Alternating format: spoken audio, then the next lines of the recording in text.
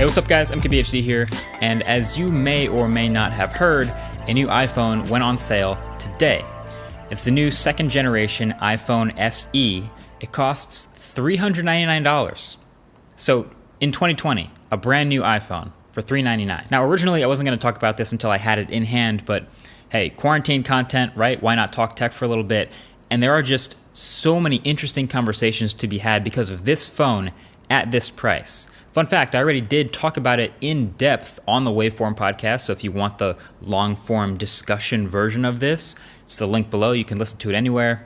But yeah, there's a lot to talk about. So first of all, Apple's having themselves a little hit year with minor refreshes so far in 2020, right? We had the MacBook Air, which is basically a new keyboard and internal spec bump, same design, and now it's everyone's favorite laptop.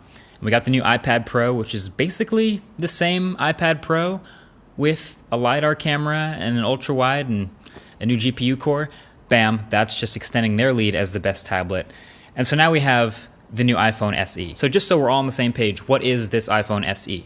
Well, if you picture the body of an iPhone 8, literally, like iPhone 8 cases will work with this new SE. So imagine an iPhone 8, Touch ID, fingerprint reader, and bezels, the whole thing, the 4.7-inch Retina HD LCD display on the front, IP67, wireless charging, aluminum rails, the whole thing. You've seen an iPhone 8. But then on the inside, it has new internals. So it's a spec bump again. So you got the new A13 Bionic, which is the same chip in the $1,000 iPhone 11 Pro, and 3 gigs of RAM. And some other little things, if you're paying attention, they moved the Apple logo down to the middle of the back of the phone now to match all the newer iPhones. So that's how you'll be able to tell what's an SE and what's an iPhone 8. And they're dropping it in 3 colors. It is red, black, or white. And all 3 colorways will have the black front bezels. Even the white one. So the white iPhone 8 had white bezels. The white iPhone SE has black bezels. So that's nice. But really, it's a pretty simple formula. Some people have called this a parts bin phone just because Apple's recycling some things they have. You know, take the A13 over here, take the iPhone 8 body. They've done this with the iPad in the past, but hey, they slapped the iconic, much-loved SE name on it.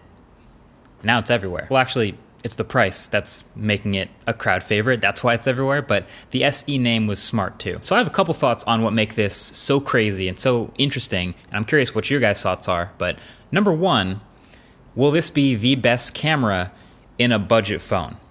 And I think it's very possible, at least top 2. Like right now, if you've watched any other smartphone videos of mine, you know the obvious recommendation for a budget phone with a great camera has been Pixel 3a. By a mile, because there really isn't any competition in this price range for a great camera. This new iPhone SE coming along will have basically the same hardware as the iPhone 8's camera, a single 12 megapixel shooter back there, plus the benefit of new image processing from the iPhone 11, thanks to the A13 Bionic. So I suspect it's reasonable to assume this camera will be at least as good as the iPhone 8, if not a little bit better, thanks to software.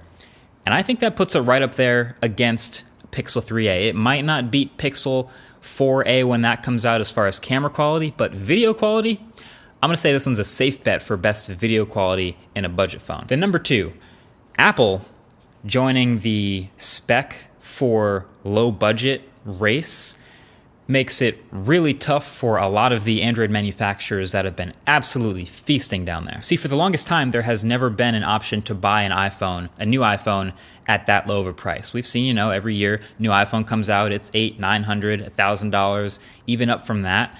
And so they'll maybe bump down the price of older iPhones down to $600, maybe $500, but as soon as you want it to go lower than that, there was no new iPhone. And so that's where OnePlus and Xiaomi and Samsung would all be waiting for you. But now there's a new iPhone with an A13 Bionic for $399.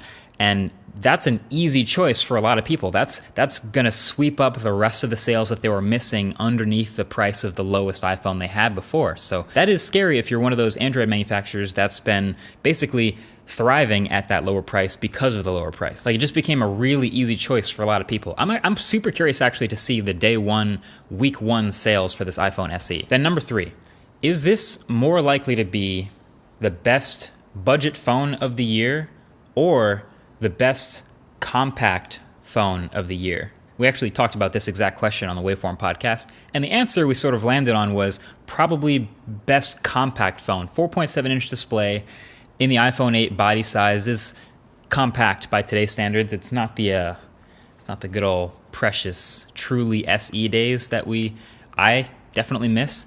But we're really not expecting too many other flagship quality phones at a smaller size.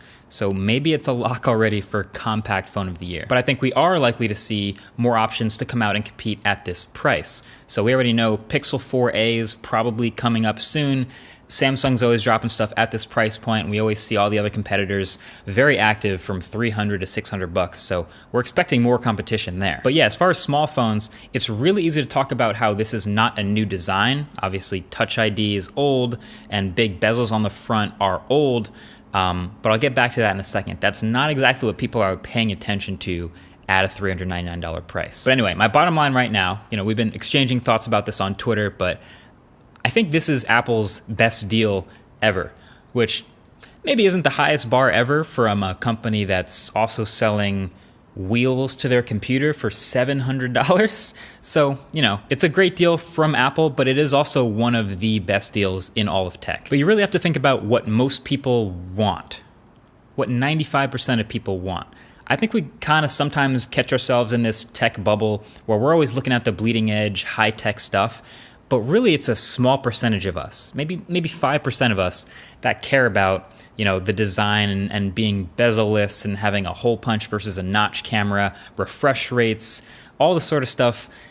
It's a small percentage. So on the face of it, this looks like a phone with pretty much no downsides at this price for like 90% of people. Go ask your mom or dad or your grandparents or your aunt or uncle if they care about the screen to body ratio or the spec sheet of your phone.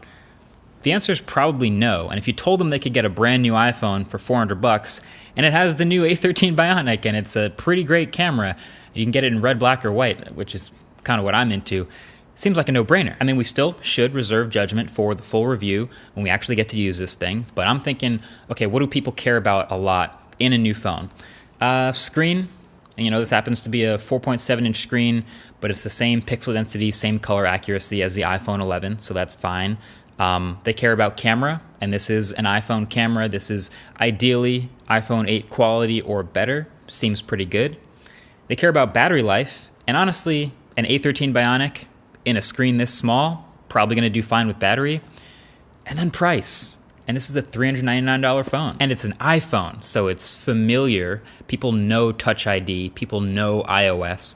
And something that's underrated with Apple stuff, we don't talk about this that much, but software updates. The software update support for this $399 phone, because it's an iPhone and it'll get iOS updates for probably 4 to 5 years, is probably the best for any $399 phone. So there you have it. A lot of interesting stuff coming from this iPhone SE announcement.